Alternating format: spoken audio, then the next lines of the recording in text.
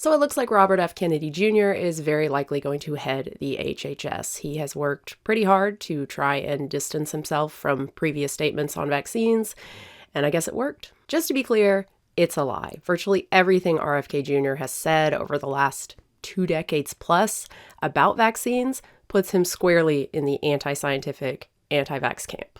Nobody has ever shown me a single statement that I've made that is erroneous. I can fix that right now, and we don't even have to stray far. We can stick with this talk, published February 26, 2021, an interview with Dr. Judy Mikovits, part 1. Kennedy says numerous false things in this talk alone. They knew at that time, beyond any shadow of any doubt, that they were causing the autism epidemic, and they had an emergency secret meeting. They got all the vaccine companies and all the big PIs. They got 52 people and all the people from the agencies, and they hid out. For the first day, they talked about how definitive the study was, and they recognized that they had caused autism epidemic. The second day, they talk about how they're going to hide it from the American people. So according to Kennedy, the CDC knew what caused autism back in the late 90s, early 2000s, thimerosal.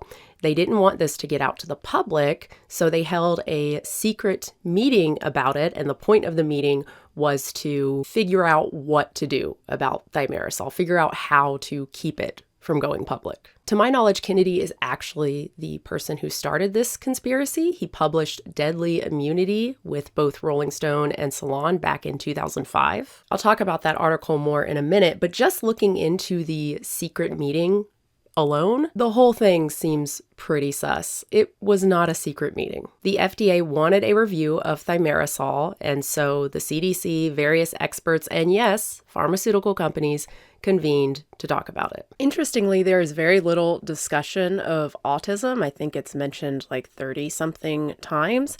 And you can see why right here, because the preliminary data they're looking at didn't find a connection. While of course there's disagreement, overall pretty much everyone seems to agree not that thimerosal causes autism, but that the current results when looking at thimerosal and other issues like speech defects were weak for a variety of reasons, and more research is needed. I truly do not understand how you can read this transcript and get anything other than these are a bunch of experts in their field trying to figure out what's going on. Like it's science at work. It's awesome. But he is right. There is some discussion about this information getting out, and there is a little bit of worry there, but not because they're worried that the public will know.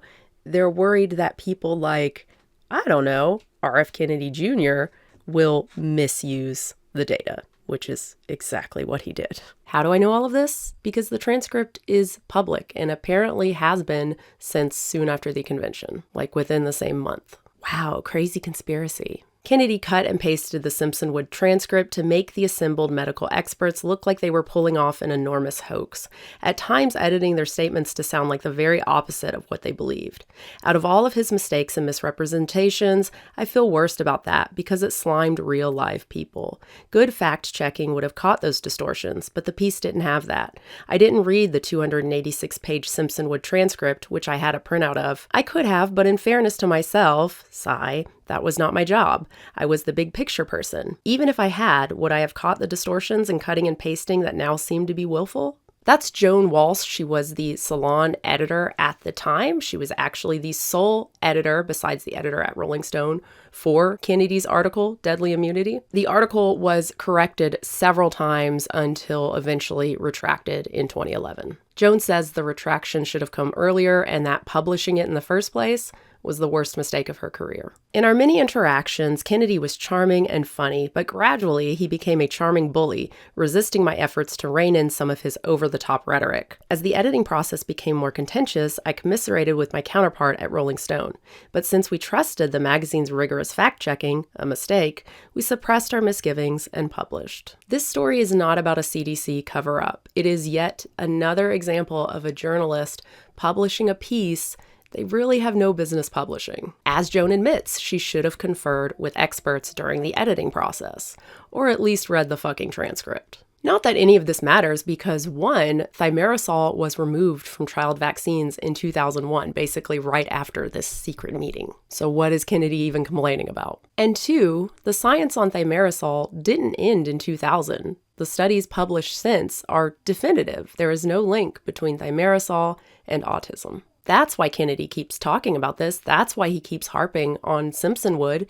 It's all he's got. The only way for him to link vaccine to autism in a seemingly credible way is to make public health authorities look like money-grubbing monsters and to pretend science produced over the last 2.5 decades just doesn't exist. That alone is bad enough and I think should be disqualifying, especially since, again, he wrote that back in 2005 and is still saying all of this and saying that Joan Walsh, they gave in to, pharmaceutical companies. That's why the article was retracted. It's really pathetic, but wait, there's more.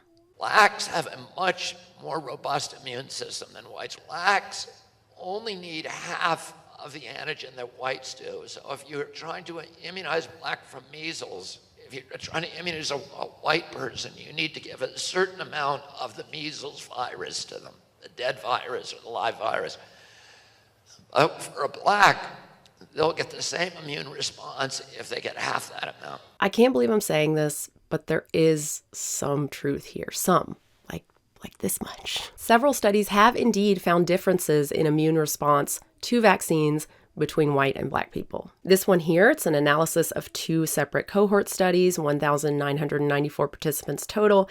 They found individuals of African descent have significantly higher rubella-specific neutralizing antibody levels compared to individuals of European descent and or Hispanic ethnicity. But that does not mean their immune systems are more robust overall. It depends on the vaccine and on the specific antibodies. For instance, when it comes to smallpox vaccine, white people have a more robust response. And other studies have found sex differences too, differences in how men and women respond to the same vaccine. Neither of which is too surprising. Scientists have found numerous differences between men and women, white and black people, when analyzing responses to various medical procedures, drugs. So Kennedy is right. Different races do respond differently to different vaccines.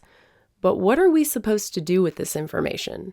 Kennedy clearly wants us to be very skeptical of vaccinating our children, particularly African American parents. But every single study I read about these differences, clearly more comprehensive studies are needed to determine if there are associations between genetic variations among individuals and susceptibility to serious adverse events in response to vaccination. These factors combined with technologic ability will lead to a new era in vaccinology and better, safer vaccines. I read nothing directly stating or even implying that we should stop vaccinating African American children for measles. If anything, the greater fear is for people with a weaker response, a weaker immune response. White people, apparently, which makes sense. We're vaccinating against these diseases for a reason. They cause permanent damage, even death. Adverse events linked to vaccinations basically never do. Side effects are almost always mild, and even in more severe reactions requiring hospitalization, kids almost always make full recoveries. It's simple risk analysis. Which is riskier, the vaccine or the disease? Is a child more likely to be severely injured or killed by the vaccine or the disease? The disease, every single time, regardless of race or sex. Kennedy doesn't mention any of that, instead saying, that means if you double what they need, you're going to push their immune system over the cliff, and you're going to get an autoimmune reaction because it's going to hype it, it's going to supercharge it, and the body of those black boys is going to begin to attack their own body, thinking that it is a foreign invader. We should not be giving black people the same vaccine schedule that's given to whites because their immune system is better than ours. And because it's better, because it's more robust, it has a much more supercharged response, and the vaccines that we're giving them are overloading them and causing autoimmunity. Again, what are we supposed to do with this information? What is an African American parent supposed to do? No separate schedule exists for black children, so Do you get them vaccinated anyway? Vaccinated against diseases you've probably never seen other than COVID? Or do you just not vaccinate at all for fear of overloading your child, causing autoimmunity, pushing their immunity over a cliff? Maryland Senator Angela Also Brooks was absolutely right at the confirmation hearing when she called Kennedy's statement dangerous. What different vaccine schedule would you say I should have received? Kennedy has no answer for that, of course. He doesn't seem to care that vaccination rates are already lower for Black Americans, especially when it comes to COVID. Speaking of COVID, it's important to remember that this talk was published in February 2021, so it's unsurprising the bulk of the conversation is about COVID and the coronavirus vaccines, which were not fully available to the public yet. They were only available to select populations. While Kennedy doesn't specifically mention COVID when talking about African Americans' robust immune response, his guest, Dr. Judy Mikovits, does. Now the government is saying who's going to get, the vaccines. Oh, we really care about you, the racial minorities, Hispanics and Blacks, because we're going to put you in the front of the line for the COVID-19. And I won't call it a vaccine. That's another reason they can't mandate it. It's a toxic shot. She was featured heavily in Plandemic, by the way. Not surprising there's an entire paper written about her and her toxic legacy. Anyway, my point here is that they are taking data on other vaccines, MMR, etc., and applying them to the coronavirus vaccine, just assuming Black people will have a more robust response. And they had to assume because there were no studies on this. Again, the vaccine had only been available for a couple of months to select groups. But today, in 2025, we do have studies, and results are mixed. This study on healthcare workers in the UK actually found a weaker response among Black people. And the concern among experts is the same here. It's not about pushing immune systems over the cliff. The concern is for vaccine efficacy. They're worried about people with weaker responses, not those with robust responses. Now, that doesn't mean scientists and regulators don't care about adverse events, as this lovely lady suggested. So we really care about you, the racial minorities. But the benefit of vaccination significantly outweighs the cost. For COVID, anaphylaxis occurs at a rate of approximately 5 cases per 1 million doses, and deaths far fewer than that. If we take the vaccine adverse events reporting system to be absolute, which it absolutely is not, healthcare providers are required to report deaths after vaccination, whether they think the vaccine caused it or not. If a 90-year-old nursing home resident got the vaccine and then died days, weeks, or even months later of another ailment, the resident's death would be reported to VAERS. But even if we assume every single death reported to VAERS was caused by the coronavirus vaccine, that's 10,483 deaths out of 469 million doses. On the other hand, it's estimated that by March 2023, the vaccine had saved 1.6 million lives in the World Health Organization European region alone. In the US, 3.2 million lives saved by November 2022. Several thousand deaths versus millions of deaths. Tough choice. This is not to make light of people who have died due to vaccination. I can't imagine losing a loved one because of a rare response to a life-saving medication. That's terrible. But the numbers don't lie. COVID vaccines save lives. And I wonder how many lives were lost because of people like this scaring others into not vaccinating. Just a thought.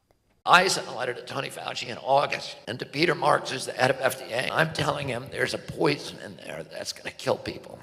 And he said, talk to the companies. So here he is talking about the COVID vaccine, and the poison is polyethylene glycol, or PEG. It's a petroleum derivative. He goes on to fearmonger about the companies and the studies on vaccines, saying that they intentionally excluded people with allergies to make the results look better, to reduce the number of adverse events. They were testing the vaccine on a group of people that did not look like the people that they're going to give the vaccine to. Except they, the CDC and others, recommended not giving it to people with PEG allergies. You can see this here on this archived CDC page. If you are allergic to polyethylene glycol, you should not get Pfizer or Moderna vaccines. And they say basically the same thing today. If you have a diagnosed allergy to any component of a vaccine, get an alternate vaccine type. In this case, when talking about COVID, it would be the Novavax, which does not contain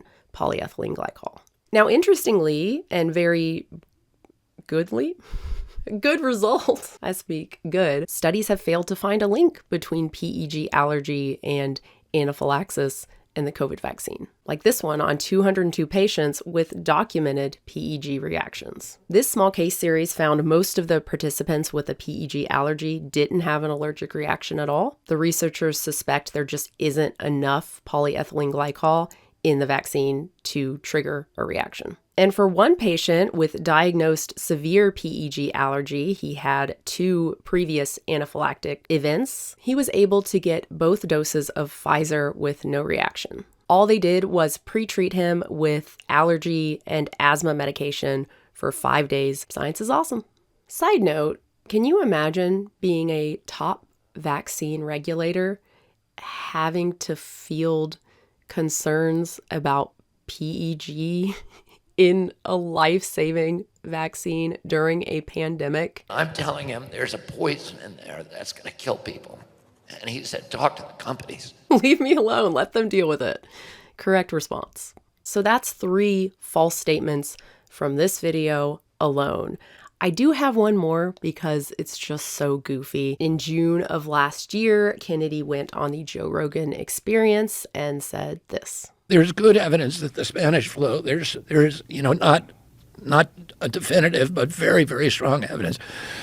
The Spanish flu was vaccine-induced flu. The deaths were vaccine-induced. I saw a TikTok where someone was suggesting that he's talking about the flu vaccine, that the flu vaccine actually caused the 1918 flu pandemic. No flu vaccine even existed yet, so yeah, that would be pretty crazy. But to give him credit, I don't think that's what he's saying. I think he's saying vaccines generally. I think he's saying the vaccines that were available at the time caused the flu pandemic. This claim was made by an Anti-Vax Facebook group back in 2020, and it got popular enough that Reuters did a fact check. First, while some vaccines were available by 1918, it doesn't look like they were widely used. And second, there's no evidence that the flu itself or the subsequent bacterial pneumonia were caused by any vaccine. And there's no doubt that if a flu vaccine had existed along with antibiotics to treat the pneumonia or other infections, many more people would have survived. Okay, I lied. There is one more. This is by far my favorite. It's from a PBS interview published in April of last year. My book has 2,200 footnotes. You know, I am an expert on vaccines. I'm not a doctor, but I can claim expertise because I have 3 best-selling books on vaccines. We should listen to him because he's an expert, and he's an expert because he wrote a book, and people liked the book. That's 2 fallacies for the price of 1. Appeal to authority. I'm an expert, so I'm right. Experts can be wrong, and also writing a book does not make you an expert. Anyone can write a book. I wrote a book. Oh, man. And the other one, appeal to popularity. A lot of people like me. A lot of people liked my book, so I'm right. The masses can obviously be wrong, especially when it comes to complicated topics like virology. What I would say to the public is, you should not believe anything I say. You should question everything I say. And you should tell me where I'm wrong. And I can commit to you this. If you show me that I'm wrong, show me a peer-reviewed study, show me data, I will admit I'm wrong immediately. Bullshit. He was obviously wrong with his prediction that the COVID vaccine was going to kill a bunch of people with PEG allergy. Has he admitted he was wrong? He was obviously wrong about Black people having a more robust immune system and implying that this would make the COVID vaccine more dangerous for them. Has he admitted he was wrong? Numerous people have pointed this out to him, and he's making the same argument today. He was obviously ridiculously wrong about vaccines causing the 1918 flu pandemic. He likely got this from a Facebook post. Has he admitted he was wrong? While he makes a good show of being impartial, and I'm sure he has corrected himself here and there, he still clings to ridiculous claims that are misleading at best and flat out wrong at worst. He might be the worst possible choice for leading a health department of any kind. Whether his reign is influential or not, I hope not, his mere nomination is a stain on this country. That was a happy one. Thank you so much for watching, everybody. I do hope you enjoyed it nonetheless. Like and subscribe, comment, all that great stuff. And of course, thank you so much to my members and my patrons at patreon.com/unnaturalvegan. I do post 2 exclusive videos a month for Tier 2 members and patrons. I post a vlog in the first half of the month and then a controversial topic in the second half, just talking about whatever I want to talk about that's not like vegan or vaccine related, although that's not true. I do have one that's vaccine related. 2 actually. There you go. I'm a liar. Anyway, thanks again, guys. New video soon.